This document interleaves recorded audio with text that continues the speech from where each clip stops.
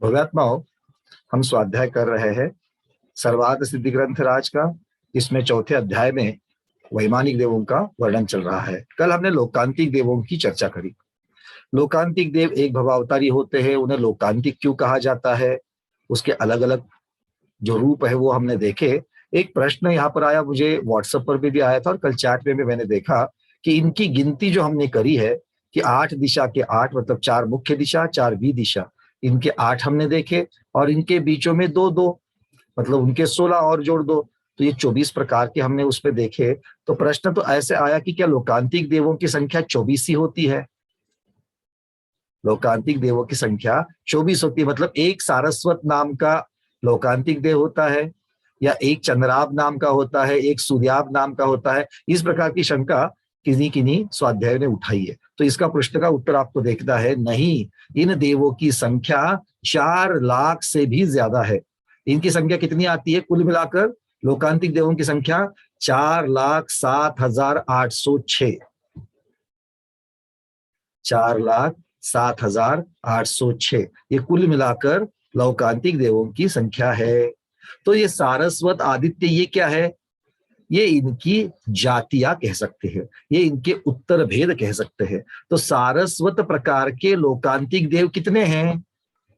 ठीक है, तो इसमें आपकी पीडीएफ में हमने एक पेज, एक पृष्ठ और जोड़ दिया जो कुल इस प्रकार से दिखेगा। ठीक है, इस प्रश्न का उत्तर हमने आपकी नई पीडीएफ में सुधारित आवृत्ति में जोड़ देंगे। कैसे है? तो सारस्वत प्रकार के 700 देव होते हैं लोकांतिक, सभी के सभी एक भवावतारी, 700 के 700 एक भवावतारी। उसके बाद आदित्य प्रकार के लोकांतिक देव, वो भी 700 होते हैं। अब ये कहाँ होते हैं तो उनकी चर्चा पहले हम करके आए हैं। ये कौन सी दिशा में कौन होते हैं इनकी चर्चा पहले करी है, अब इनकी संख्या की बात कर रहे हैं। तो सारस्वत प्रकार के 700, आदित्य प्रकार के 700, वन्नी प्रकार के 7,007। वन्नी प्रकार के कितने हैं? 7,007।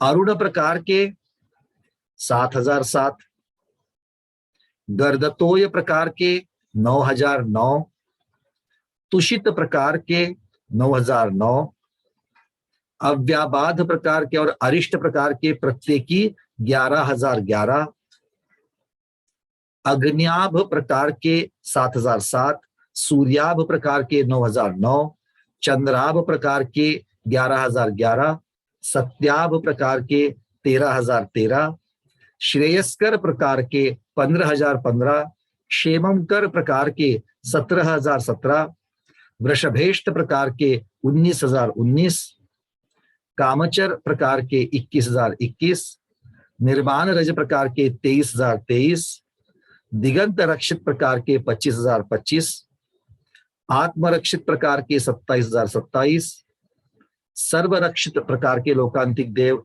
29,029, मरुत प्रकार के लोकांतिक देवों की संख्या 31,031, वसु प्रकार के लोकांतिक देवों की संख्या 33,033, अश्व प्रकार के जो लोकांतिक देव है उनकी संख्या है 35,035 और विश्व प्रकार के है 37,037। तो इनके लोकांतिक देवों की समग्र संख्या कितनी हो जाती है? कुल मिलाकर 4,07,806 हो जाती है।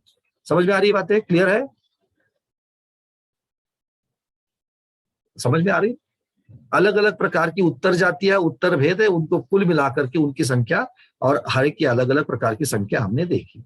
ठीक है, तो ये आपके प्रश्न का उत्तर आपको तो मिल जाएगा। हाँ, कनक वाला दीदी पूछिए, क्या पूछना चाहते हैं? अनम्यूट कर रहे, 1 मिनट अनम्यूट कर रहे हैं। हाँ बोलिए।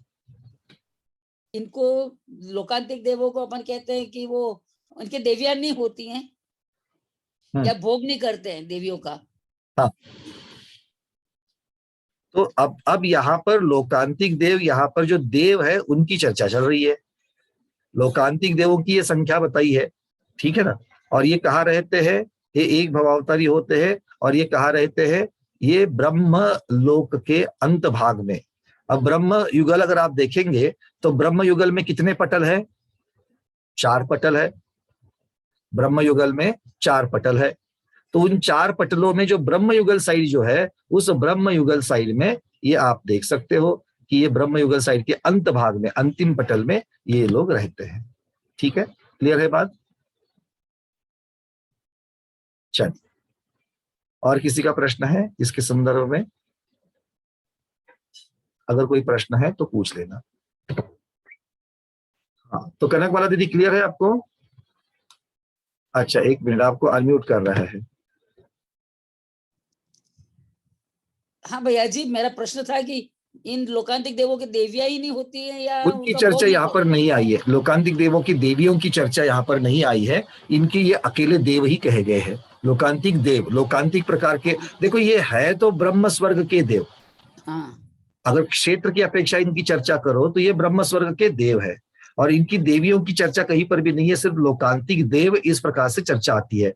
जब हम लोकांतिक देव कहते हैं तो इनको विशेष संज्ञा प्राप्त हुई है, क्योंकि एक भवावतारी है, ये ब्रह्म स्वर्ग के अंतिम पटल में विराजमान है, इनकी संख्या, ये सारी चीजें आ जाती है, और इनका दीक्षा कल्याणक में आना, ये इनका विशेष। तो इसलिए ये विशेष की अपेक्षा से चल रहे। वैसे गति मार्गणा की अपेक्षा से ये देवगति के जीव है। क्षेत्र की अपेक्षा से देखा जाए या वैमानिक जाति की अपेक्षा से देखा जाए तो वैमानिक जाति के कल्पोपन्न देव है और ब्रह्म स्वर्ग में रहते हैं। ठीक है, इस प्रकार से इसको समझ लेना। चलिए, और किसी का प्रश्न? दीपा दीदी पूछिए, अनम्यूट करिए दीदी।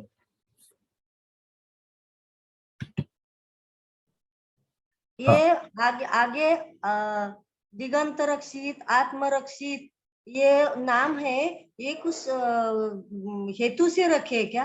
नहीं, ये नियोग है, ये व्यवस्था है। जैसे सौधर्म इंद्र सुधर्मा स्वर्ग, जैसे इंद्रों के बारे में पहले आया था कि सुधर्मा स्वर्ग की सभा, इसकी वजह से उसका सौधर्म ये उसके साथ में जोड़ा गया है। ठीक है ना? तो इस तरीके से आप कह सकते हो। जैसे ईशान स्वर्ग है, उसका इंद्र ईशान है।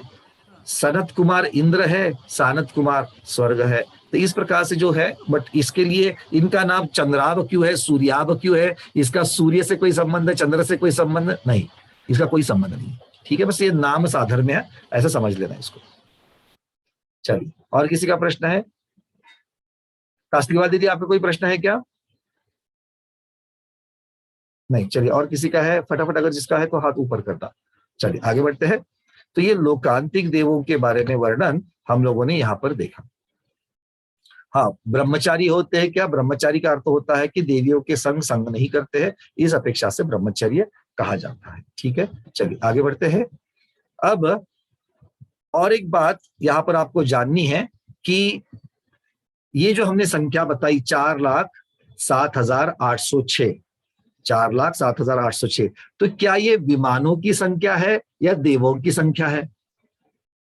क्या ये लोकांतिक देवों की संख्या है या लोकांतिक देवों के विमानों की संख्या है? ठीक है ना, ऐसा मन में प्रश्न आ सकता है। अभी नहीं आएगा तो बाद में आएगा, तो उसका भी खुलासा कर देते हैं। देखो, हमने पहले जब एक चार्ट देखा था, उसमें देखा था कि ब्रह्म कल्प युगल, मतलब ब्रह्म और ब्रह्मोत्तर, इन दोनों स्वर्गों को मिलकर, पांचवें और छठे स्वर्ग को मिलकर जो 4 पटल है, उन 4 पटल के इंद्रक, श्रेणीबद्ध और प्रकीर्णक, इन सभी प्रकार के विमानों की कुल संख्या 4 लाख होती है। अगर याद नहीं आ रहा है तो आप अपनी चार्ट निकाल करके देख सकते हैं। तो उस चार्ट में ये दिया है कि ब्रह्म और ब्रह्मोत्तर दोनों को मिलकर के कुल 4 लाख विमान है। और यहां पर हम किसकी बात कर रहे हैं? सिर्फ ब्रह्म स्वर्ग की, वो भी उसके ऊपर रहने वालों की, और वो भी लोकांतिक प्रकार के देवों की, और उनकी संख्या ही 4,07,806 आ रही है ना? तो ये तो विमानों की संख्या नहीं हो सकती, ये देवों की ही संख्या है। भ्रांति क्लियर हो रही है? कंफ्यूजन क्लियर हो रहा है? हाँ, क्योंकि ये मन में आ सकता है कि क्या भाई, क्योंकि इसको हम अकृत्रिम चैत्यालय के साथ में भी जोड़ेंगे, है ना?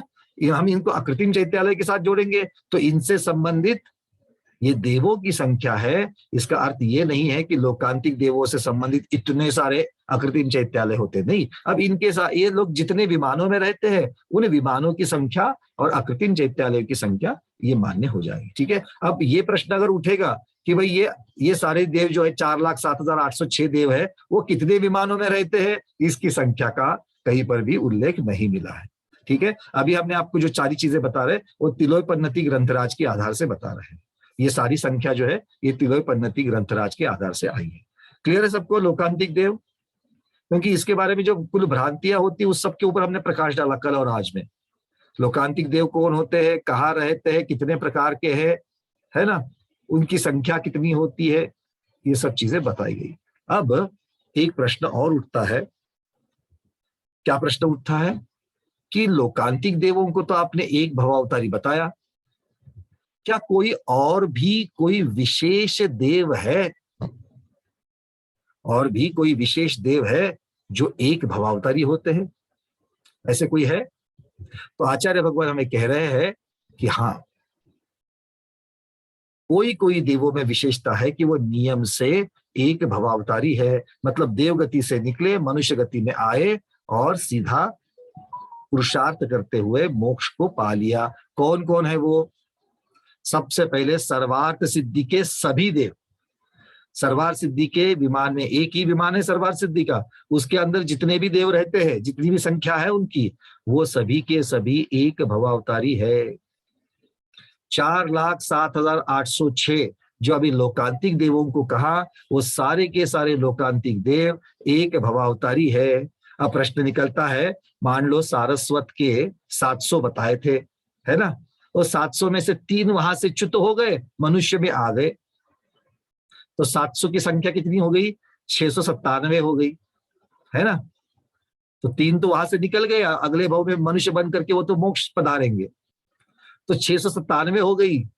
पर वहां पर भी ब्रह्म युगल की जो विरह काल है, वहां पर उत्पन्न होने का जो विरह काल है, उसके अनुसार वहां पर 3 जीव 3 देव अपने आप उत्पन्न हो जाएंगे, जिन्होंने एक भवावतारी का कर्म बंध किया है। ठीक है, और जो वैराग्य से उत्पन्न पूर्ण है, जो लोकांतिक देवों में उत्पन्न होने के योग्य है, वो वहां पर 3 चले जाएंगे। ठीक है, तो उनकी संख्या तो पूर्ति होती ही रहेगी, पूर्ति होती रहेगी, पूर्ति होती रहेगी। उत्कृष्टता से किसी भी समय में ज्यादा से ज्यादा 4,07,806 लोकांतिक देव होंगे, किसी भी समय में उत्कृष्टता से ज्यादा इतने देव होंगे। कभी इससे 10, 5, 50 कम भी हो सकते हैं, इससे ज्यादा नहीं होंगे। समझ में आ रही बात? हाँ, इसे समझ लेना। चलो, लोकांतिक देव के बाद में जितने भी हमने दक्षिणेंद्र जिनको कहा था, हमने चार्ट में देखा था, दक्षिणेंद्र है ना, दक्षिणेंद्र के अंडर उसके आज्ञा में कौन कौन रहते हैं, कौन कौन से विमान रहते हैं?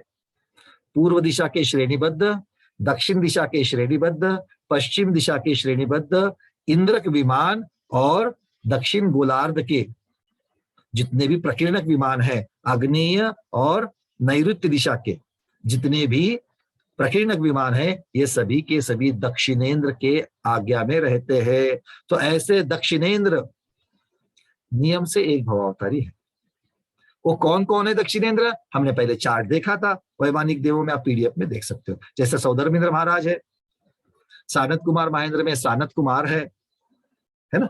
तो इस प्रकार से ये सब दक्षिणेंद्र, सानत कुमार इंद्र भी वहां से निकला, मनुष्य में आ गया, मनुष्य में पुरुषार्थ करके मोक्ष नियम से चला जाए। उसके बाद सौधर्मेंद्र महाराज की शची इंद्राणी, वो भी नियम से एक भवावतारी है। देखो, कोई दूसरे इंद्र की इंद्राणी के बारे में ये वर्णन नहीं आता, न 16वें स्वर्ग के इंद्र की इंद्राणी का भी यहाँ पर नाम नहीं है।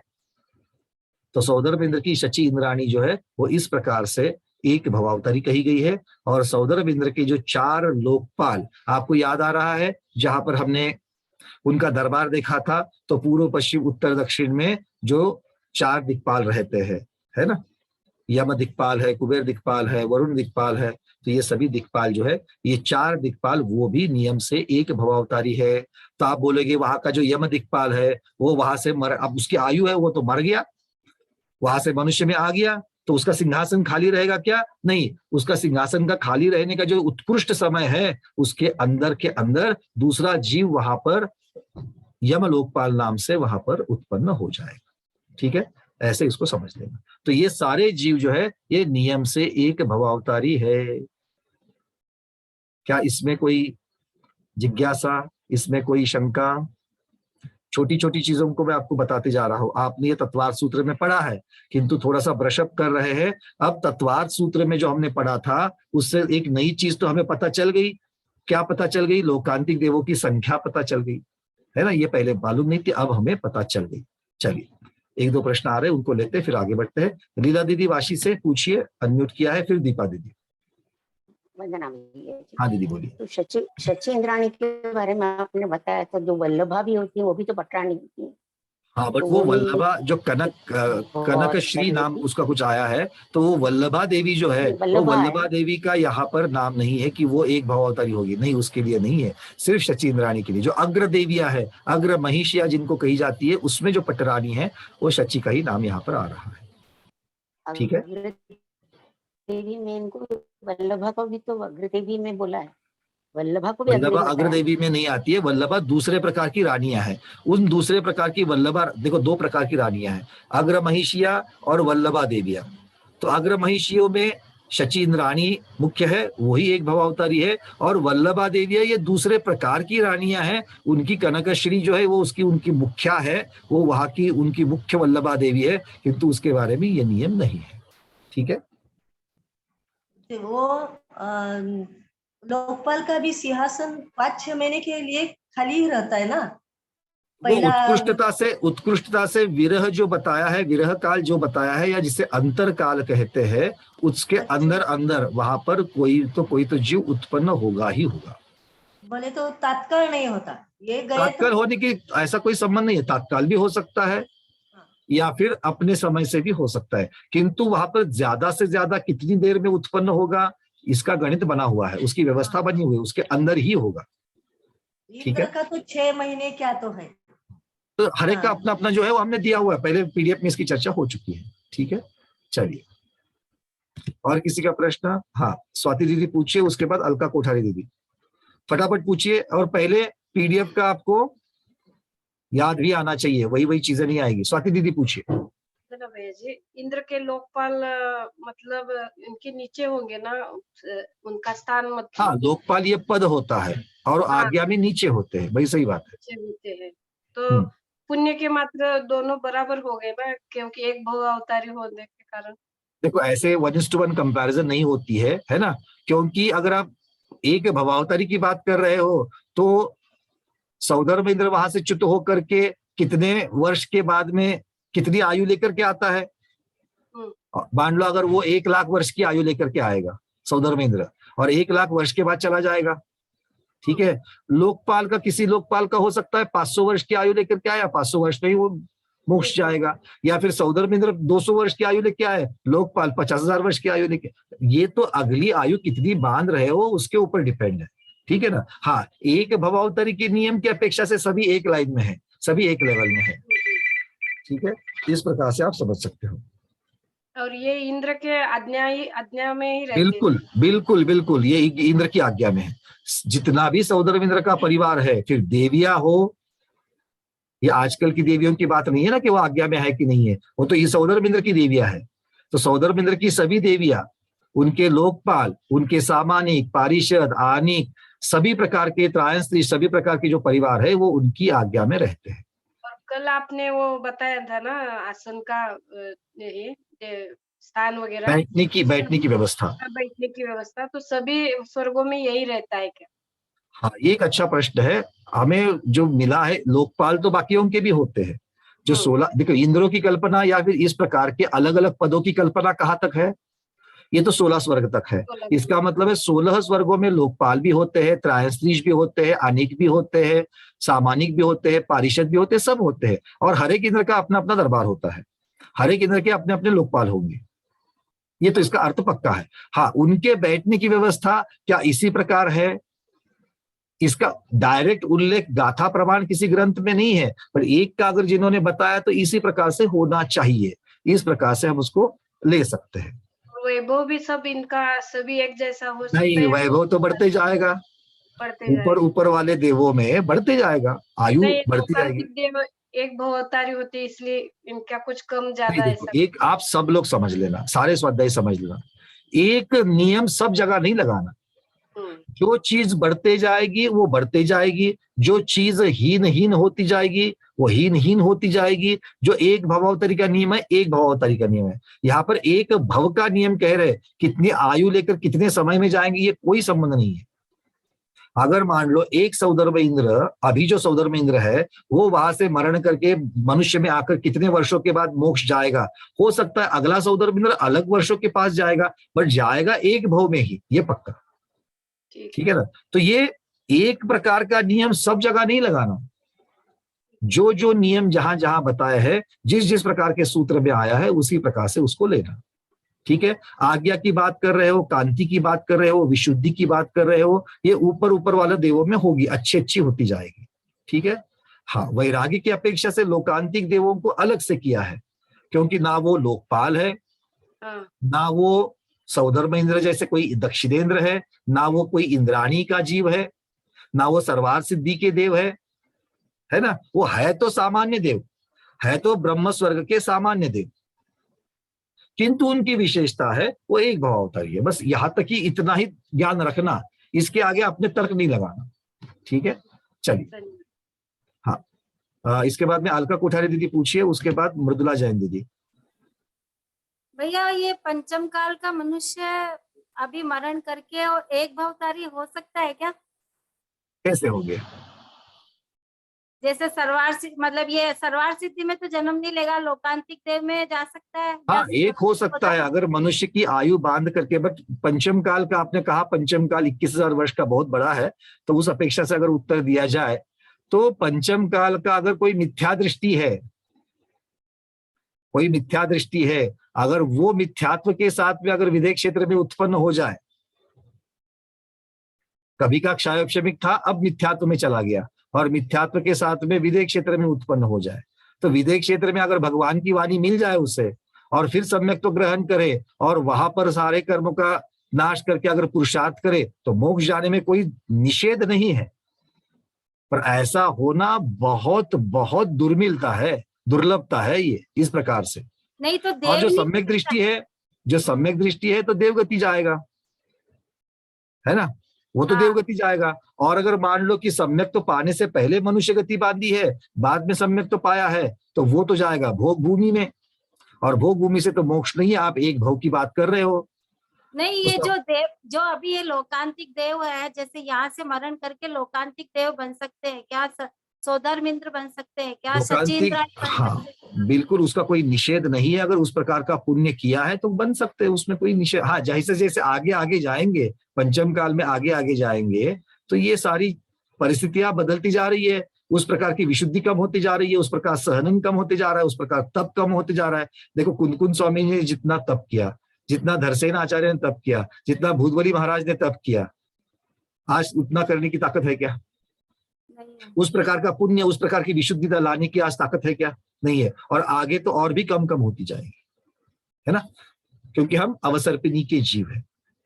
तो इस प्रकार से अगर हम देखेंगे, आगम के परिप्रेक्ष्य में देखेंगे, तो बड़ी दुर्लभता है ऐसे बड़े बड़े पदों को पाने की, या इस प्रकार के। हाँ, कोई विरला जीव है, जैसे जैसे आचार्य शांति सागर महाराज जी के बारे में बोला जाता है कि उनका वैराग्य, उनका चारित्र निर्दोष, उनकी संलेखना जिस प्रकार से निर्दोष हुई है, वो हो सकता है कि ये कहां तक चले जाएंगे, लोकांतिक देव बन सकते हैं, उतने बनने की उनकी पात्रता, ऐसे गुरुमुख से सुना है।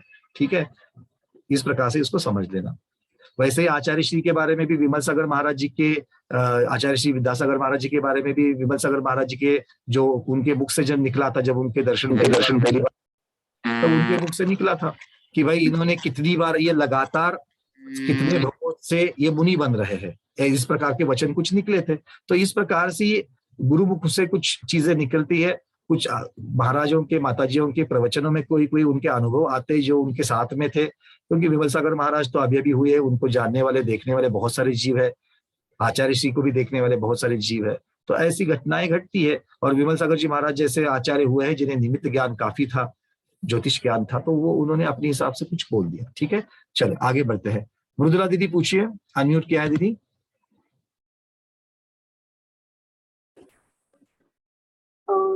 वंदना भैया, मुझे ये पूछना था कि जैसे देव ब्रह्मलोक में जो लोकांतिक देव रहते हैं, तो उसने बोला कि उन्होंने अंत में रहते हैं, तो बीच में भी देव लोग रहते हैं, उनके विमान रहते होंगे, तो ये नहीं रहते होंगे क्या? लोकांतिक देव नहीं होते होंगे? तो ये आसपास रहते हैं क्या सारे? जिसका अच्छा प्रश्न है आपका। अब थोड़ी सी रचना को देख लेते हैं। इस प्रश्न के उत्तर हम रचना की अपेक्षा से देंगे।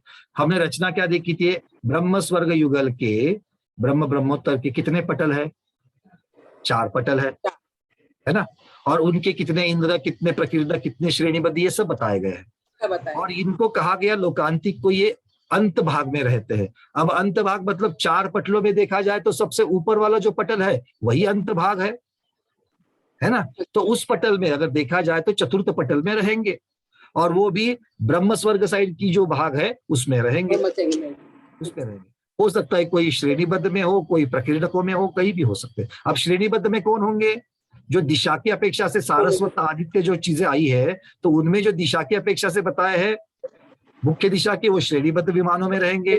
जो बाकी के हैं विदिशाओं में है या बीच बीच में है, वो प्रकीर्णक विमानों में रहेंगे। ठीक है, इस प्रकार से इसको रचना की परिप्रेक्ष्य में देख सकते, समझ सकते हैं। चलिए, और किसका हाथ ऊपर था? मैना दीदी, आपने भी कुछ पूछ रहे थे आप? हाँ, डॉक्टर मैना दीदी पूछिए, अनम्यूट किया है दीदी आपको। मैं तो ये पूछ रही थी कि जैसे दक्षिणेंद्र के साथ में इतने सारे प्रकीर्णक है, ये सब है, तो ये भी सब एक भाव अवतारी है? नहीं, ऐसे कैसे होंगे?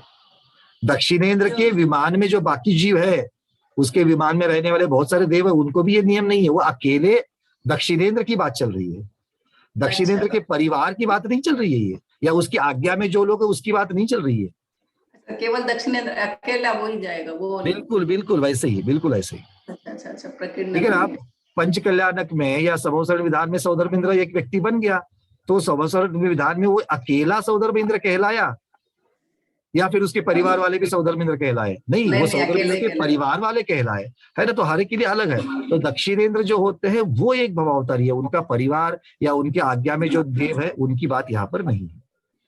ठीक है, चलिए, और कोई? हाँ, शैला दीदी पूछिए। इसको एक बार करते, फिर बहुत महत्वपूर्ण, इसके आगे हम चर्चा में, इसलिए आपको पूरा छूट दे रहा हूँ, खुलापन दे रहा हूँ कि आप प्रश्न पूछिए, इसको क्लियर करिए, ताकि द्विचरमा, ये बहुत महत्वपूर्ण आगे का सूत्र है, उसके ऊपर हम चर्चा प्रारंभ करेंगे। चलिए, शैला दीदी पूछिए जल्दी से। वंदना भाई, ये जैसे तीर्थंकर की आयु जैसे घटती जाती है, तो वैसे ही मतलब सौधर्मेंद्र के भी ऐसा कोई नियम है क्या? देखो, तीर्थंकर कहाँ होते हैं? कौन से तीर्थंकरों की आयु घटती जाती है? जैसे पहले आप ही के प्रश्न के आधार से देखते हैं। जैसे भरत क्षेत्र में जो पहला तीर्थंकर है, तो भरत और ऐरावत, क्योंकि काल परिवर्तन कहाँ हो रहा है? भरत और ऐरावत में हो रहा है।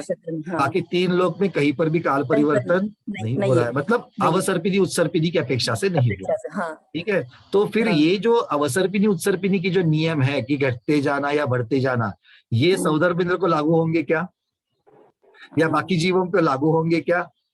नहीं, वो तो वहां के जीवों को लागू होंगे जहां पर ये काल परिवर्तन हो रहा है। विदेह क्षेत्र के तीर्थंकरों को भी ये बात लागू नहीं होगी। आज के जो सिमंदर भगवान है, उनकी जो आयु रहेगी वो उनकी आयु, उनके आयु कर्म जो उन्होंने बांधा वो है। अब यहाँ से इनके निर्माण के बाद में जो सिमंदर भगवान बनेंगे, जो जीव सिमंदर भगवान बनेगा, वो अपनी आयु लेकर के आएगा, उसमें घटने बढ़ने की अपनी आयु कर्म के हिसाब से आएंगे, उस पर अवसर्पिणी उत्सर्पिणी का कोई भी प्रभाव नहीं होगा। ठीक है, चलिए, तो आगम के परिप्रेक्ष्य में उसी के सिद्धांतों से हम अपने प्रश्नों के उत्तर निकाल सकते हैं। चलिए, कुसुम छाबड़ा दीदी मुंबई से, उसके बाद में मीना विनायका दीदी इंदौर से। हाँ, वंदना भैया जी। हाँ दीदी बोलिए। मेरा ये था पूछना कि जैसे मुनि महाराज वापस लोकांतिक देव बनते हैं आपके हिसाब से, अभी आपने कहा, और फिर लोकांतिक देव एक भवावतारी है, वापस उनको मोक्ष जाना है तो वापस मनुष्य भाव में आना पड़ेगा। बिल्कुल। तो क्या पैरामीटर है उनमें कि एक ही भवावतारी है?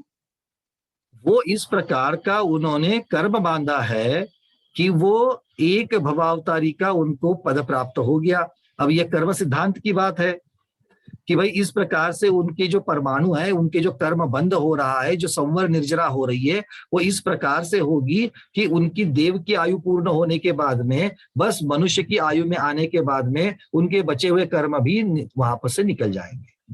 नहीं, वो मुनि महाराज तो बनेंगे ना, वो उसके बिना जाएंगे क्या मोक्ष को? बिना मुनि महाराज बने मोक्ष जाएंगे? तो जब वो मुनि महाराज बनेंगे, समझ लो, तो कैसे अपने को मालूम पड़े कि एक ही भवावतारी है? देखिए, यहाँ पर जजमेंट कोई कोर्ट नहीं बैठा है कि किसको मालूम होना है किसको मालूम नहीं होना है, ये प्रक्रिया के हिसाब से चलते रहेंगे। हाँ, मालूम किसे होगा? केवली भगवान को मालूम होगा। वो अपने केवल ज्ञान में देखेंगे कि ये जीव जो है ये मोक्ष जा रहा है, तो ये एक भवावतारी था, ये पहले में लोकांतिक देव था, ये अब है, अब निकल रहा है, ठीक है ना। और उनकी दिव्य ध्वनि में उससे संबंधित कोई प्रश्न पूछेगा तो उसका उत्तर आएगा, नहीं तो नहीं आएगा। नहीं, जैसे विद्यासागर जी महाराज है तो अपन कह सकते हैं कि वो एक ही अभी आपने क्या कहा दीदी? कौन जान सकता है? केवली भगवान। तो आज केवली भगवान है क्या? तो ये प्रश्न आना ही नहीं चाहिए दिमाग में, है ना। क्योंकि हम गारंटी के साथ कुछ बात, वारंटी के साथ कुछ बात लगाकर कहना चाहते हैं तो केवली भगवान कह सकते हैं, बाकी तो सारे तर्क है। ठीक है, चलिए और कोई किसका प्रश्न? सारे, हाँ मीना दीदी आपका था, पूछिए। चलिए ये अंतिम प्रश्न लेंगे और फिर आगे बढ़ेंगे। भैया जी, इंद्रक, श्रेणीबद्ध और प्रकीर्णक विमान में जो देव रहते हैं उनकी कैटेगरी अलग अलग होती है या एक सेम ही होती है? नहीं, अलग अलग हो सकती है। इंद्रक विमान, देखो इंद्रक विमान, श्रेणीबद्ध विमान और प्रकीर्णक विमान, ये तो विमानों की रचना क्षेत्र की अपेक्षा से हो गई। कहाँ उत्पन्न होना है, कौन से पटल में उत्पन्न होना है, कौन से स्वर्ग में उत्पन्न होना है, ये हो गई। और हर एक स्वर्ग में 16 स्वर्गों तक इंद्रों की भी रचना है ना, प्रतीन्द्र की भी रचना है, त्रायस्त्रीश की भी है। तो इस प्रकार से देख लेता, किंतु ये जो पद वाले होंगे उनकी आयु ज्यादा होती है। आयु ज्यादा होती तो ये ऊपर ऊपर वाले पटलों में होंगे। इंद्र तो नियम से, अगर हमने अब तक की जो रचना देखी है, इंद्र तो अपने स्वर्ग के अंतिम पटल में ही है, और अंतिम पटल में ज्यादा से ज्यादा उस स्वर्ग की अपेक्षा से ज्यादा आयु वाले देव रहते हैं। तो इस अपेक्षा से इसको देख सकते हैं। ठीक है, चलिए अब चलते हैं। चूंकि एक भवावतारी की बात चल रही है, एक भवावतारी के बाद में आचार्य भगवान क्या कह रहे हैं देखो। एक भवावतारी की बात चल रही है, क्या कोई किसी के बारे में ऐसा और भी कोई नियम है कि भाई ये एक भवावतारी होते हैं या नियम से 2 भवावतारी होते हैं, क्या है? तो आचार्य भगवान यहाँ पर हमें सूत्र दे रहे हैं। विजयादिषु द्विचर्मः, 26 नंबर का सूत्र आ रहा है। विजयादिषु द्विचर्मः। अब शब्द क्या है? विजय आदिषु द्विचर्मः। तत्वार्थ सूत्र पढ़ते वक्त हमने इसका अर्थ क्या किया था? विजयादिक, विजय क्या किसका नाम है? अनुत्तर का नाम है, 5 अनुत्तर में है ना। तो विजय आदि, विजय वैजयंत जयंत अपराजित, तो विजय आदि ये जो अनुत्तर है, इनमें जो जीव रहते हैं, इनमें जो देव रहते हैं, वो द्विचर्मः। अब किसी ने इसका अर्थ क्या कर लिया? ये 2 भव में मोक्ष जाते हैं, ऐसा अर्थ बहुत सारे लोगों ने कर लिया। द्विचर्मः, चरम मतलब क्या है? अंतिम, इनके अंत के 2 भव बचे हैं, ऐसा अर्थ किया, किंतु ये अर्थ सही नहीं है। आगम के परिप्रेक्ष्य में ये अर्थ नहीं है। अब आगम के परिप्रेक्ष्य में उमा स्वामी महाराज को इस सूत्र के माध्यम से क्या कहना था, ये पूज्यपाद स्वामी ने बड़ी सुंदरता से इसको विशद किया है। क्या कहते हैं? आचार्य भगवान कहते हैं कि विजय वैजयंत जयंत अपराजित और शु शब्द लगाने से, आदिशु ये शब्द लगाने से 9 अनुदिशों का भी ग्रहण सिद्ध होता है। तो ये द्विचर्म का नियम किस किस के लिए लागू है? पूज्यपाद स्वामी क्या कह रहे हैं? विजय वैजयंत जयंत अपराजित, ये 4 अनुत्तर विमानों को, 5 में से 4 को, सर्वासिद्धि को छोड़ दिया। उसके बारे में अलग से बोलेंगे। तो 2 भवों का द्विचर्म, ये जो भव का जो नियम लगाया, वो 4 अनुत्तर विमानों को और 9 अनुदिशों को लगाया। अब 9 अनुदिश और 4 अनुत्तर, इनमें समानता क्या है? इनमें समानता क्या है? शैला दीदी हमारे कह रहे कि वो एक ही पटेल में है। चलो ये तो क्षेत्र की अपेक्षा से, रचना की अपेक्षा से है, किंतु सबसे बड़ी समानता, क्योंकि यहाँ पर मोक्ष जाने की बात चल रही है, द्विचरम की बात चल रही है ना। तो ये क्या है? तो आचार्य कहते हैं इनमें सम्यक दृष्टि होना, नियम से सम्यक दृष्टि होना, और इस भव में अनुदिश के भव में या अनुत्तर के भव में उस सम्यक्त्व से च्युत नहीं होना, अपने सम्यक्त्व को नहीं छोड़ना, ये इनमें समानता है। और उस समानता की आधार से ये नियम 9 अनुदिश के देवों को भी लगता है और 4 अनुत्तर के देवों को भी लगता है। कुछ नई नई बातें मिल रही है। हाँ, पूजपाद स्वामी कह रही है। क्या कह रहे? विजया दिशु, इस शब्द का अर्थ क्या किया पूजपाद स्वामी ने कि 4 अनुत्तर, विजय, वैजयंत, जयंत, अपराजित, ये 4 अनुत्तर विमान और उसके नीचे वाले एक पटल में रहने वाले 9 अनुदिश। अनुदिश के विमानों के नाम याद आ रहे क्या? हाँ हाँ, आदित्य, सोम, है ना, स्फटिक, अर्ची, अर्ची मालिनी, कुछ कुछ नाम देखे थे हमने। तो चलो कोई बात नहीं, याद रखना इसको। तो ये इनको क्यों लिया, कौन से समानता के आधार पर लिया? तो आचार्य भगवान कहते हैं कि इनके सम्यक दृष्टि की शंका की। सर्वासिद्धि ग्रंथ में शंकाकार ने आचार्य महाराज के सामने शंका रखी है। मूल संस्कृत जो भगवान ने टीका की आचार्य महाराज ने, उसमें आया ये शब्द। शंका क्या, प्रश्न क्या पूछा? यहाँ कौन सा प्रकार लिया है, मतलब यहाँ पर आप ऐसा क्यों कह रहे हो? आदि शब्द प्रकारवाची है। विजयादिशु, इसमें आदि शब्द जो आया वो प्रकारवाची है। प्रकारवाची मतलब आदि यहाँ पर प्रकार की अपेक्षा से लेना, भेद की अपेक्षा से लेना। तो ये कौन सा भेद, कौन सा प्रकार है, ये शंका आ गई। आचार्य कहते हैं ऐमिंद्र होते हुए सम्यक दृष्टियों में उत्पन्न होना और सम्यक्त को नहीं छोड़ना, इस प्रकार से ये कॉमन ग्राउंड है उनके लिए, ये समानता है उनमें। इस समानता की अपेक्षा से यहां पर इसको लिया है। क्लियर हो रहा है? ऐसा अर्थ क्यों निकाला, ये क्लियर हो रहा है? हाँ, चलिए। अब अगर ऐसा है कि आप सम्यक्त की अपेक्षा से अगर इसको ले रहे हैं और इस भाव में सम्यक्त को नहीं छोड़ने की अपेक्षा से ले रहे, तो शंकाकार ने अगला प्रश्न उठा लिया, तो फिर आपने सर्वार्थ सिद्धि वालों को इसमें क्यों नहीं लिया? शंका तो सही है, सर्वार्थ सिद्धि वाले भी तो अपना सम्यक्त तो नहीं छोड़ते। तो अगर सम्यक्त की अपेक्षा से अगर आपने सबको एक साथ रखा है, 9 अनुदिश और 4 अनुत्तर वालों को, तो फिर इस अपेक्षा से आपने सर्वार्थ सिद्धि वालों को क्यों छोड़ा? प्रश्न समझ में आ रहा है? शंका कितनी सही है देखो। तो आचार्य भगवान इसका उत्तर दे रहे हैं, वो कहते हैं नहीं, यहाँ पर वो इस प्रकार की समानता होते हुए भी सर्वार्थ सिद्धि वाले और भी विशेष है। क्या विशेषता है?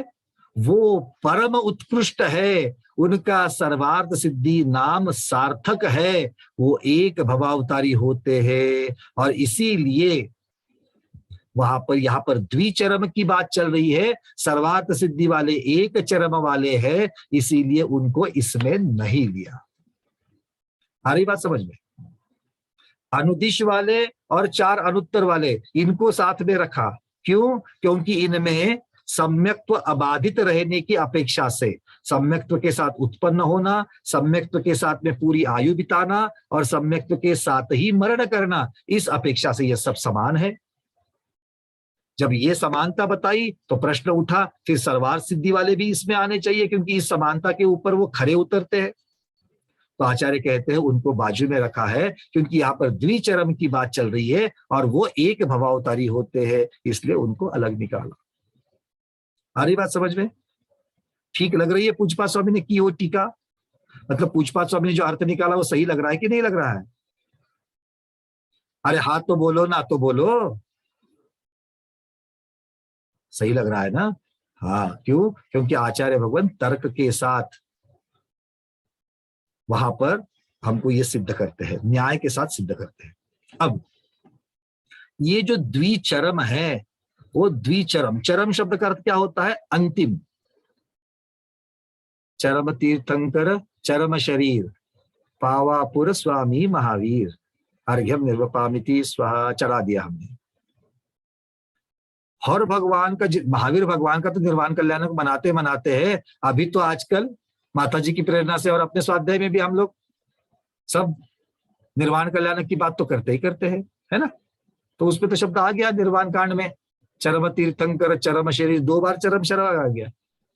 चरम तीर्थंकर, तो तीर्थंकर भी चरम थे और उनका शरीर भी चरम था। तो चरम शब्द का अर्थ क्या हो गया? अंतिम। ठीक है, चरम तीर्थंकर मतलब अंतिम तीर्थंकर, और चरम शरीर उन तीर्थंकर का जो शरीर था वो भी अंतिम शरीर था। इसके आगे कोई शरीर धारण करने वाले है क्या? महावीर भगवान ने मोक्ष के बाद में कौन सा शरीर धारण किया? कोई ना कोई तो किया होगा। भले औदारिक नहीं है, आहारक नहीं है, वैक्रयिक नहीं है, तेजस कारबान तो होंगे नहीं?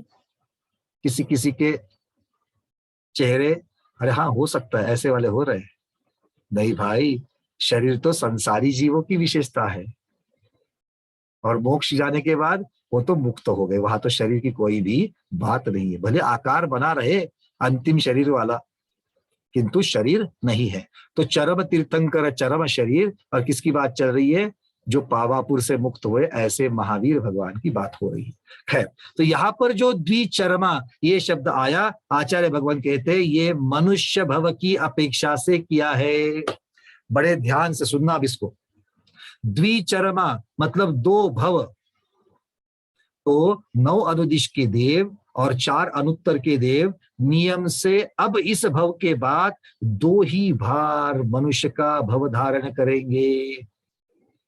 क्या कहते हैं? द्विचरमा मतलब 2 ही बार मनुष्य का भव धारण करेंगे, उसके बाद नियम से मोक्ष जाएंगे।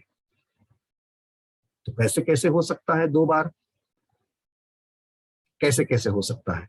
तो पहली पॉसिबिलिटी है, पहली शक्यता ऐसी है कि भाई अनुदिश से या अनुत्तर से मरण किया, मनुष्य में आए, और मनुष्य में आने के बाद में मनुष्य में इस प्रकार का तप किया, इस प्रकार का निग्रंथ अवस्था प्राप्त करी, मुनिपद धारण किया, और फिर से अनुदिश और अनुत्तर में उत्पन्न हुए। ठीक है, फिर वहां से च्युत होकर के मनुष्य बने और मोक्ष चले गए। तो मनुष्य का भोग कितनी बार धारण किया? 2 बार धारण किया। बात सही है? आ रही बात समझ में? तो अनुत्तर या अनुदिश से निकले, मनुष्य में आए, फिर मनुष्य से अनुदिश अनुत्तर में गए, और वहां से फिर मनुष्य में आए और मोक्ष चले गए। इस प्रकार से 2 भव लिए, किंतु टोटल कितने भव लिए? पहला भव तो उनका अनुदिश का, फिर मनुष्य में आ गए दूसरा, फिर अनुदिश में गए तीसरा, फिर मनुष्य में आए चौथा। तो द्विचरमा का अर्थ क्या हो गया? इस अपेक्षा से, इस परिस्थिति में कुल भव 4 लगा लिए, किंतु द्वि क्यों कहा? तो मनुष्य में 2 बार आए इस अपेक्षा से। या फिर ये पहली परिस्थिति हो गई। अब दूसरी परिस्थिति क्या हो सकती है? अनुदिश से निकले पहला भव, मनुष्य में आए, किंतु मनुष्य में ऐसी तपस्या नहीं कर पाए कि फिर से अनुदिश पे चले जाए। तो कहां चले गए? और नीचे 16 स्वर्गों में कहीं चले गए। तो मनुष्य का भव हुआ और वहां से फिर कहां चले गए? कोई 16 स्वर्गों में चले गए, वहां से फिर मनुष्य बने, तो मनुष्य का दूसरा भव हुआ। फिर यहां से अनुदिश में चले गए, फिर यहां से अनुदिश में चले गए, और फिर अनुदिश से मनुष्य में आए और मुक्त हो गए। अब यहां पर मनुष्य के कितने भव हो गए? 3 भव हो गए। पहले अनुदिश से निकले, मनुष्य हुए, फिर 16 स्वर्गों में चले गए, फिर वहां से आए, मनुष्य का दूसरा भव पाया, वहां से अनुदिश में चले गए, और वहां से फिर मनुष्य में आए। तो ऐसी परिस्थिति बनेगी। तो फिर द्विचरमा कैसे बना?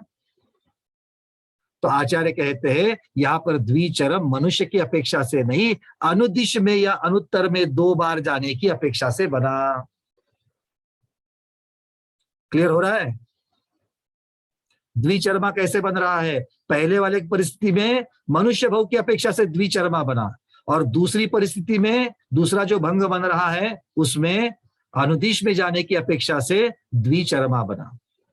ठीक है, किंतु ये उत्कृष्ट, ज्यादा से ज्यादा इतने भव लेंगे, ये इसका अर्थ है। इससे कम में भी निपट सकते हैं और मोक्ष चले जा सकते हैं। आ गई बात समझ में?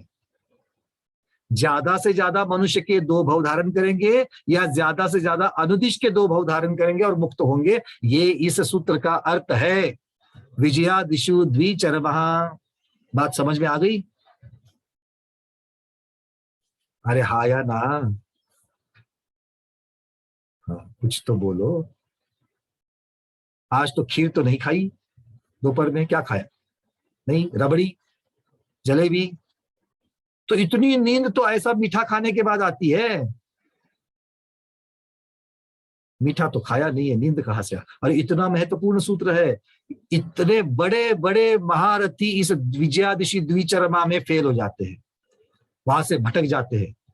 इसीलिए हमें आगम का बढ़िया से स्वाध्याय करना है, क्योंकि हम सब लोगों में, हम अज्ञानी हैं, हम सबकी उतनी पात्रता नहीं है कि इतने बड़े गूढ़ सिद्धांत वाले सूत्रों का अर्थ निकाल सके। तो इनका जो अर्थ आचार्य भगवंतों ने निकाला है, उसको निकाल करके हमें अपने ज्ञान को सम्यक बनाना है। क्लियर है? तो हम फिर से बोल रहे हैं कि द्विचरमः ये किसको लागू होता है? 9 अनुदिश के जीव और विजय, वैजयंत, जयंत, अपराजित, इन 4 अनुत्तर के जीव, इनको लागू होता है। द्विचरमा ये मनुष्य के 2 भव की अपेक्षा से या फिर अनुदिश अनुत्तर के 2 भव की अपेक्षा से कथन है। उसके बाद में नियम से ये जीव मोक्ष चले जाएंगे। क्लियर है सबको?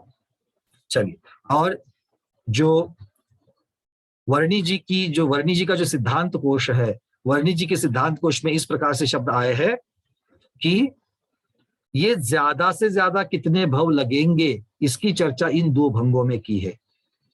ज्यादा से ज्यादा कितने भव लेंगे? विजयादिषु द्विचरमः मतलब मनुष्य के 2 भव या फिर अनुदिशों के 2 भव, ये ज्यादा से ज्यादा भव लगने वाले की अपेक्षा से है। इससे कम भव में भी वो जीव मोक्ष जा सकता है, उसका कोई निषेध नहीं है। ऐसा वर्णी जी ने अपने सिद्धांत कोश में लिखा है, उसकी अपेक्षा से हमने इसका कथन भी कर लिया। ठीक है? क्लियर है सबको? इस सूत्र के ऊपर किसी की भ्रांति है?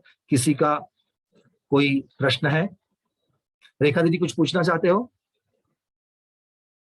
क्लियर है आपको? हाँ, अनम्यूट कर रहे, पूछिए। फिर जेटी गंगवाल जी उसके बाद। हाँ बोलिए दीदी, अनम्यूट करिए, बोलिए। द्विचरमा अनुदिश के अपेक्षा से करेंगे तो 2 बार मनुष्य का और 2 बार अनुदिश का, ऐसा वो या तो 2 बार मनुष्य का या तो 2 बार अनुदिश का, हाँ, ऐसे लगा लेना। हाँ। ठीक है, ऐसे लगा। चलिए गंगवाल जी पूछिए। वंदना भाई, भैया जी, आपने कहा कि इससे कम भी भाव ले सकते हैं, इसका मतलब अनुत्तर और अनुदिश? मैंने नहीं, मैं तो सिर्फ आपके सामने पोस्टमैन हूँ। वर्णी जी ने बहुत विद्वान हो गए, बड़े खिलक वर्णी जी ने अपने सिद्धांत कोश में लिखा है। बोलिए। तो इसका मतलब अनुत्तर से लेके मनुष्य भाव लेके उसी भाव में वो मोक्ष जा सकते हैं? जा सकते हैं, किंतु एक ही भाव में जाएंगे ये नियम नहीं है। नियम की बात चल रही है यहाँ पर। एक भाव में भी जा सकते हैं? हाँ, एक भाव में भी जा सकते हैं, बिल्कुल जा सकते हैं, बिल्कुल जा सकते हैं। जैसे सर्वार्थ सिद्धि का देव, सर्वार्थ सिद्धि वाले नियम से जाएंगे, नियम से जाएंगे, और ये इनका नियम नहीं है, किंतु जा सकते हैं, जा सकते हैं, ये जा सकते हैं। एक भाव भी हो सकते हैं। ठीक है, वो तो वैसे तो सौधर्म स्वर्ग से निकला हुआ जीव भी हो सकता है। अगर वो इतना जबरदस्त पुरुषार्थ करे, सौधर्म स्वर्ग से निकला और यहाँ पर आ गया, कर्म भूमि में मनुष्य बना, हो सकता है तीर्थंकर भगवान का पादमूल मिल जाए, क्षायिक सम्यक दृष्टि बन जाए और ऐसा वहां पर उसके परिणाम हो जाए कि वो एक भाव में मोक्ष निकल जाए, कोई बात नहीं है ना। अब देखिए उदाहरण, देवों की बात क्यों करें, हम तो भरत चक्रवर्ती के 923 पुत्रों की बात करें, है ना। वो निकले तो इतर निगोद से, बीच में द्विइंद्रिय का, 2 इंद्रिय का त्रस पर्याय एक बार पाई और वहां से सीधा पंचेंद्रिय में आए। पंचेंद्रिय में आए, जन्म से मूके थे, गूंगे थे, भगवान के समोसरण में चले गए, तीर्थंकर भगवान का पादमूल मिला और उस भाव से मोक्ष चले गए। किंतु क्या इसे नियम बना सकते हैं सभी 2 इंद्रिय वालों को? क्योंकि ये तो 2 इंद्रिय से निकले, पंचेंद्रिय में आया और उसी भाव से मोक्ष गए। इसको नियम बना सकते नहीं, किंतु इसका निषेध भी नहीं कर सकते कि ऐसा हो जाए। आ रही बात समझ में? सर्वार्थ सिद्धि वालों का नियम से एक भाव में चले जाएंगे, अनुदिश और अनुत्तर वाले जो बाकी के हैं वो द्विचरम वाला जो अभी नियम बताया उस हिसाब से नियम से चले जाएंगे, किंतु उसके पहले भी जा सकते हैं। और सौधर्म स्वर्ग से निकला हुआ जीव या भवनत्रिक से निकला हुआ जीव, अगर परिस्थिति मिल जाए, अनुकूलता मिल जाए और अगर वो पुरुषार्थ करे तो एक भाव में वो भी मुक्त हो सकता है, किंतु वो बाकियों के लिए नियम नहीं है। नियम जब होती है तो इसका मतलब सभी के सभी जीव उस प्रकार से जाएंगे। तो इसलिए नियम की बात चल रही है और ये सूत्र नियम बताता है। ठीक है, चलिए। गंगा जी क्लियर है? हाँ, क्लियर हो गया। हाँ, हेमांगी दीदी बोलिए। हाँ वंदना भैया। भैया जो द्विचरम शरीर कहा है, अभी उसमें 2 बार अनुत्तर में जाते हैं और 2 बार मनुष्य में आते हैं, तो द्विचरम में लेना किसको, मनुष्य को लेना या अनुत्तर के देवों को लेना? चरम शरीर 2 भंग अलग अलग बनाए ना हमने।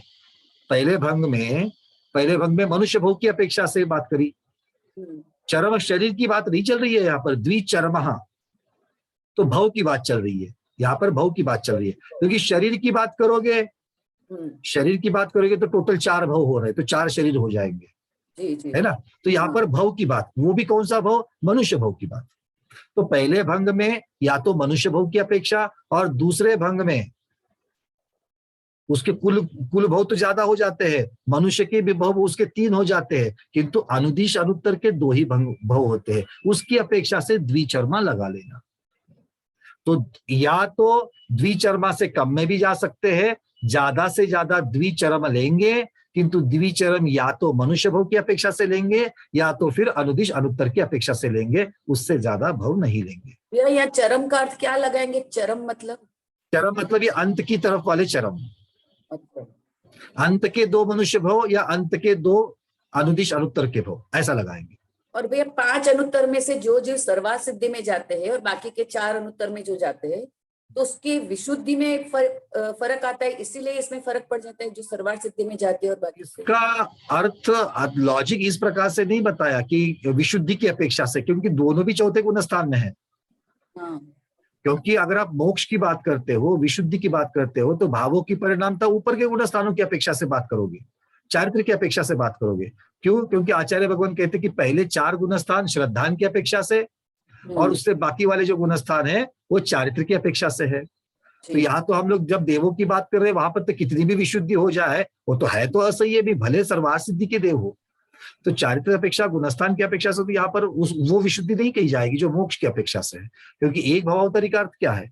एक भावावतरी आप तो मोक्ष की अपेक्षा से कथन कर रहे हो। वो चारित्र तो अगले भाव में किया होगा तभी उसमें जाएंगे ना। मनुष्य भाव में उतना उत्कृष्ट चारित्र धारण किया होगा तभी। अगर मान लो सर्वार्थ सिद्धि में अगर मान लो 500 देव है, 500 देव वहां से च्युत होकर के आते हैं, तो वो अपनी अपनी आयु की अपेक्षा से, अपने अपने कर्मों की अपेक्षा से हर एक का स्ट्रगल अलग अलग होगा, हर एक की कर्म निर्जरा अलग अलग होगी और जाएंगे उस भव से। बस भव की बात है, एक भव में जाएंगे, किंतु आयु कम ज्यादा है, सुख दुख कम ज्यादा है। कोई उपसर्ग के साथ जाएगा, कोई बिना उपसर्ग के साथ जाएगा, कुछ भी हो सकता है। ठीक है, चलिए कुसुम दीदी पूछिए।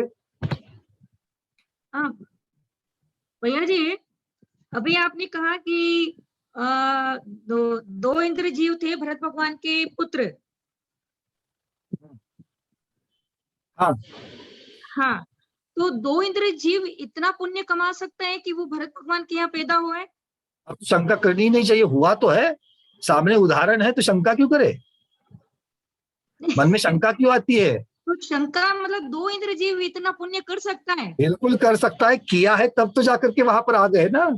महावीर भगवान की वाणी में तभी तो आया और तभी तो आगम में छपा कि भाई ऐसा है। तो जब जो चीज हो चुकी है उसके ऊपर देखो, चंदनमाला की बेड़िया तीर्थंकर के सानिध्य में आते ही बेड़िया टूटती है क्या? ये प्रश्न ही नहीं उठना चाहिए। टूटती है, प्रमाण है भाई सामने आपके, ठीक है ना। हाँ, हम आजू बाजू की परिस्थिति, आज की हमारी जीवन शैली, आज के हमारे विचार, आज के हमें जो श्रावक और साधु दिखते हैं उनका हीन संगठन दिखता है, तो मन में शंका आना स्वाभाविक है। किंतु इसे आज्ञा सम्यक्त्व से लेना चाहिए। क्यों? क्योंकि ये ऑलरेडी घटनाएं घट चुकी है, आगम में प्रमाण उपलब्ध हो गए हैं, तो हमको अपनी बुद्धि नहीं, अपना तर्क नहीं, आज्ञा सम्यक्त्व से इसको लेना है। ठीक है, क्लियर बात है? तो क्या आपका प्रश्न था, क्या 2 इंद्रिय जीव इतना पुरुषार्थ कर सकता है? अब आप बताइए, पुरुषार्थ कर सकता है क्या? अगर उत्तर नहीं आएगा, अगर आप कहोगे, उत्तर तो 2 ही आएंगे, या तो हाँ या ना। अगर आप कहोगे कि नहीं कर सकता, तो फिर विवर्धन कुमार आदि जीवों ने कैसे किया, है ना? तो बात, प्रश्न वहीं पर खत्म हो गया। उत्तर हाँ ही आएगा कि कर सकता है, हाँ भाई कर सकता है, क्योंकि प्रमाण उपलब्ध है। ठीक है, कोई सुनी सुनाई बात तो है नहीं, आगम प्रमाण उपलब्ध है। ठीक है, अच्छा किया प्रश्न पूछा, क्योंकि इन प्रश्नों को हम आगम के परिप्रेक्ष्य में ही उपलब्ध प्रमाणों की अपेक्षा से अपने विचारों को हम शुद्ध कर सकते हैं, अपने विचारों को हम भटकने से बचा सकते हैं। बस अच्छा प्रश्न किया आपने। चलिए कुसुम दीदी पूछिए। वंदना भैया, ये जो देव एक भक्तारी हो रहे हैं, आएंगे मतलब तो जब ही आएंगे जब यहाँ से मोक्ष का द्वार खुला होगा कर्म भूमि में। वो तो भरत ऐरावत की अपेक्षा से है, विदेह में तो हमेशा खुला है। विदेह क्षेत्र आ सकते हैं बिल्कुल। अगर अब मान लो एक भवावतारी है और देव की आयु खत्म हो गई, अब कहाँ जाएंगे? एक समय के लिए भी वहां रुक नहीं सकते, वो तो यहाँ आना ही आना, कहाँ जाएंगे?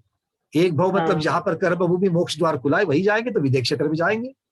160 विदेह की कर्मभूमियां खुली है उनके लिए, है ना? ठीक। हाँ जी, और कोई किसका प्रश्न है? हाँ मिथिलेश दीदी पूछिए, अनम्यूट किया है। वंदना भैया जी। हाँ दीदी वंदना, प्रतिवंदना बोलिए। भैया जी, भरत चक्रवर्ती के पुत्र के सगर चक्रवर्ती के? भरत चक्रवर्ती के, सगर चक्रवर्ती के पुत्र तो भस्म हो गए, सब 60,000 एक साथ गए। हम बात कर रहे हैं विवर्धन कुमार आदि भरत चक्रवर्ती के पुत्रों की, 923 पुत्रों की, जो उसी भव से गए हैं। ठीक है ना, क्योंकि वो निकले थे इतर निगोद से। कोई मानते कि इतर निगोद से डायरेक्टली पंचेंद्रिय बन गए, चक्रवर्ती के पुत्र बन गए, किंतु माताजी बोलती नहीं, आगम में हमें प्रमाण उपलब्ध हुआ है कि बीच में उन्होंने 2 इंद्रिय का, एक इंद्रगोप कीड़े का उन्होंने भव धारण किया था। ये उन्होंने आगम प्रमाण मिलता है, इसलिए गुरु अपने जो मानते हैं उस प्रमाण के ऊपर हम चलते हैं। ठीक है, तो एक बीच में भव मानना और फिर वो पंचेंद्रिय पर्याय में आ गए। ठीक है, चलिए जेठी गंगवाल जी फिर से पूछिए, आपका और कोई प्रश्न है? नहीं, ये भरत हो गया, चलिए ठीक है। हाँ जी, और किसका प्रश्न आ रहा है? सुवर्ण श्रावक दीदी पूछिए, अनम्यूट किया है। ये अनुदिश और अनुत्तर में द्विचर्मा रहते हैं। हाँ। तो वो मनुष्य भाव में आके सौधर्म इंद्रिय, इंद्र या दक्षिण इंद्रिय होकर नहीं मोक्ष जा सकते। अब पहली बात तो कि मनुष्यों में तो सौधर्म इंद्र नहीं होंगे, है ना? किंतु आप जो एक भंग बनाना चाह रही हो उसका निषेध नहीं कर सकते हैं। मतलब कैसे? कोई अनुदिश से निकला, सुनो, अनुदिश से निकला, मनुष्य बना, और मनुष्य से जब 16 स्वर्गों में जा रहा है, तब हो सकता है कि सौधर्म इंद्र का भव प्राप्त किया। अगर वहां सौधर्म इंद्र का प्राप्त किया तब तो वो नियम से एक भवावतारी बनेगा, किंतु अब उसे वो द्विचर्मा वाला नियम नहीं लग रहा है, अब उसे सौधर्म इंद्र वाला नियम लग जाएगा। क्योंकि उसकी अपेक्षा से एक भवावतारी बनकर, क्योंकि देखो हम इन सूत्रों में नियम की बात कर रहे हैं। वैसे तो कोई भी जीव, जैसा भी हमने उदाहरण दिया, कोई भी जीव आकर के अंतिम उसका भव बना करके मोक्ष को प्राप्त कर सकता है। यहाँ पर नियम की बात चल रही है, यानी 2 बार अनुदिश में जाना ही है। जाना ही है नहीं, ऐसा भंग बन सकता है। या तो 2 बार मनुष्य का लेगा, या तो फिर 2 बार 9 अनुदिश का लेगा। ये ज्यादा से ज्यादा, इसके पहले भी जा सकता है, एक भव से भी जा सकता है। अनुदिश से निकला, मनुष्य में आया, मोक्ष चला गया, ये भी हो सकता है। ठीक है, ज्यादा से ज्यादा द्विचर्मा, ये उत्कृष्टता से, प्रधानता से वर्णन है, ये देख लेना। ठीक है ना? ठीक है, इसको बढ़िया से समझ लेना, ये महत्वपूर्ण है। सुरेखा दीदी पूछिए, सुरेखा जी शाह। वंदना भैया।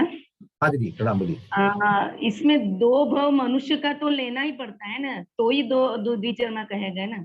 अब इसी भाग में 2 की जगह 3 हो जाएंगे, तो आप ऐसा नहीं कह सकते हो, एकांत बन जाएगा।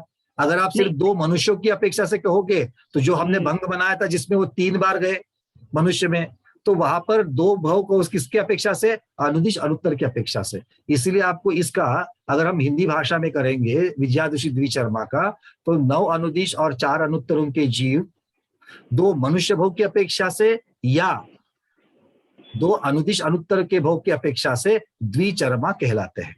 ये इसका अर्थ है। तीन मनुष्य भोग कैसे आएगा आपने? वो 3 मनुष्य भोग कैसे बनते? देखिए, अनुदिश से निकले मनुष्य बने। हाँ, बराबर। अब मनुष्य से कहाँ चले गए? 16 स्वर्गों में कहीं पर चले गए। हाँ। 16 स्वर्ग से फिर यहाँ पर मनुष्य में आए तो दूसरा हो गया। अब यहाँ से अनुदिश पे चले गए, फिर से अनुदिश में जाना ही पड़ेगा उनको। क्यों? नहीं तो द्विचर्मा पूरा कैसा होगा? नहीं, द्विचर्मा तो 2 मनुष्य की, अच्छा दूसरा भंग बनाते हैं तो। हाँ, नहीं तो फिर जा सकते, कोई बात नहीं। अच्छा, 16 स्वर्ग से गए फिर मनुष्य में आए, वो तो चले गए, वो तो मनुष्य की अपेक्षा से 2 भव तो बने, वो तो पहला भंग भी था। ठीक है ना। अब यहाँ से अगर और एक देवगति पाते हैं बीच में, तो वो देवगति नियम से अनुदिश अनुत्तर की होगी और वहां से फिर मनुष्य में आएंगे तो तीसरा भव हो जाएगा।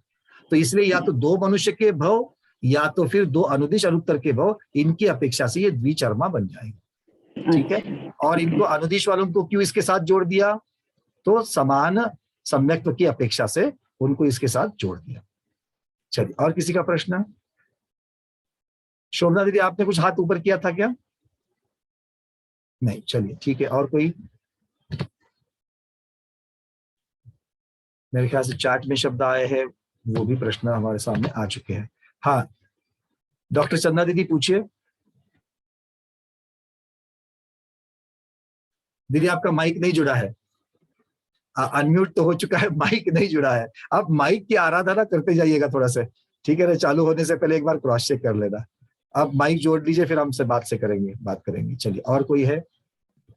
नहीं, हमने आपका अनम्यूट करके रखा हुआ है, आपका माइक जुड़ जाएगा तो बात करेंगे। चलिए, और कोई है प्रश्न पूछने के लिए? नहीं। अब यहां से आगे जो सूत्र आ रहा है वो सूत्र 27 नंबर का सूत्र तिर्यंचों के बारे में भाष्य कर रहा है। तिर्यंचों के बारे में भाष्य कर रहा है। क्या? औपपादिक मनुष्येभ्या शेषास्त्रियोनिया, शेषास्त्रियज्ञोनिया। तिर्यक की योनि मतलब क्या है? अब स्थिति का कथन करते समय तिर्यक योनि जाना चाहिए, सूत्र कहा है ना। जब स्थिति की आ रही थी बात, तब तिर्यक योनि जाना चाहिए, ऐसा सूत्र आएगा।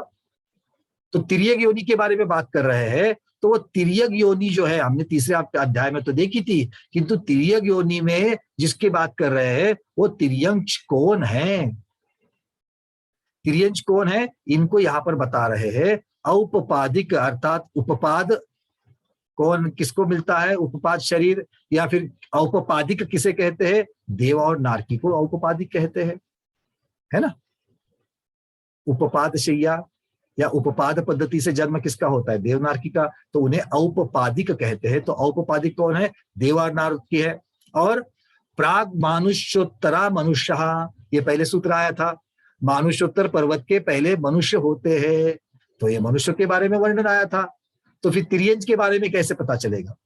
तो इसलिए आचार्य कह रहे हैं औपपादिक मनुष्येभ्यः शेषः स्त्रियज्ञोनिहा। मतलब क्या है? औपपादिक जन्म वाले, मतलब उपपाद जन्म वाले, और मनुष्यों के सिवा शेषः जो बाकी जो जीव बचते हैं वो तिर्यंच योनि वाले हैं, तिर्यज्ञोनिहा।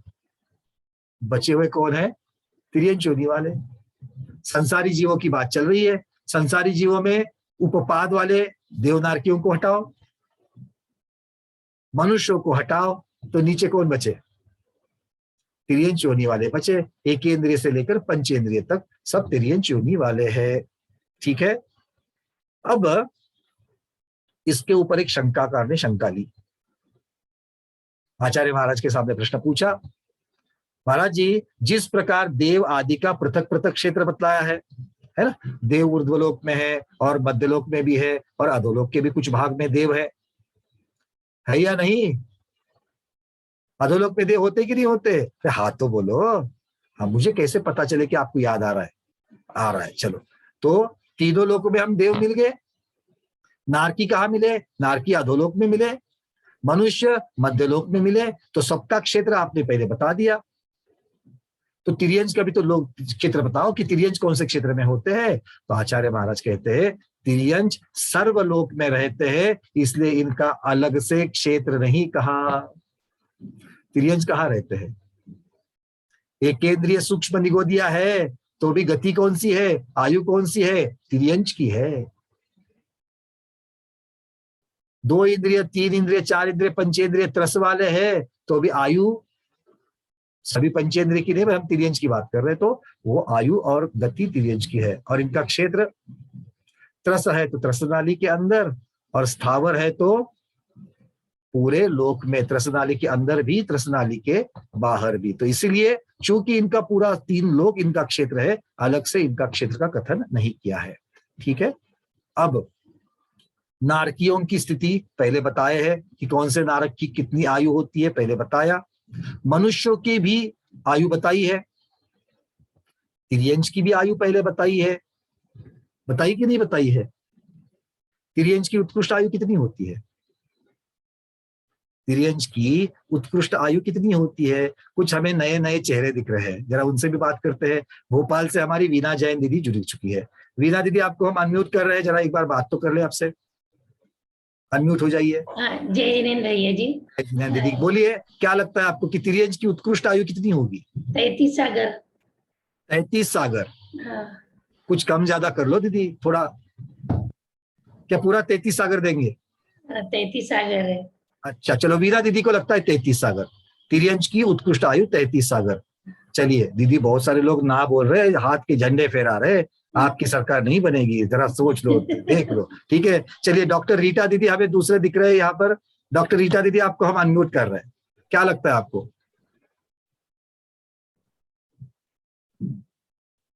हाँ बोलिए। 33 कूड़ा कुड़ी सागर। अच्छा, उन्होंने 33 सागर बोला, अब दीदी ने 33 कोड़ा कोड़ी सागर बनाया, और भी उनको और ज्यादा दे दी। ठीक है।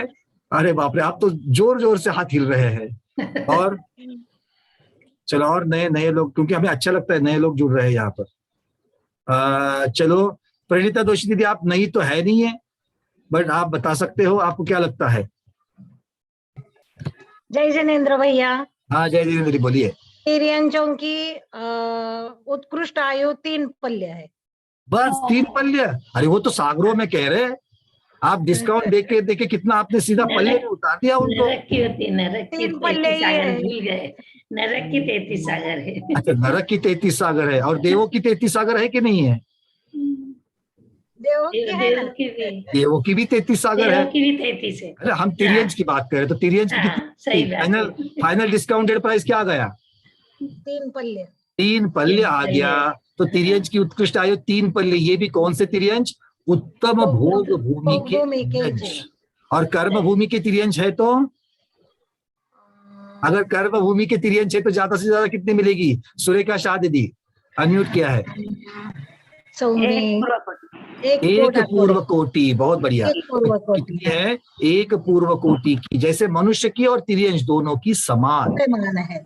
अगर मनुष्य भी है कर्म भूमि का तो वो भी एक पूर्व कोटि, तिर्यंज है तो उसकी भी एक पूर्व कोटि, और अगर भोग भूमि या मनुष्य है या तिर्यंज है तो 3 पल्ले की उत्कृष्ट आयु रहेगी। चलिए बहुत बढ़िया। अब यहां से आगे जो सूत्र आएंगे वो सबके देवों की जो स्थिति है उस देवों की स्थिति के बारे में बताते हैं। तो अब हमारे पास सबसे पहले भवनवासी देवों की उत्कृष्ट आयु आ रही है।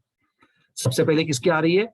हमने पहले तिलोय पन्नति वगैरह ग्रंथ के आधार से भवनवासी देव भवनत्रिक की देखी हुई है, चार्ट में देखा है ना कि किसकी ज्यादा होती है, किसकी कम होती है, इंद्रों की कितनी होती है, कम कितनी होती है।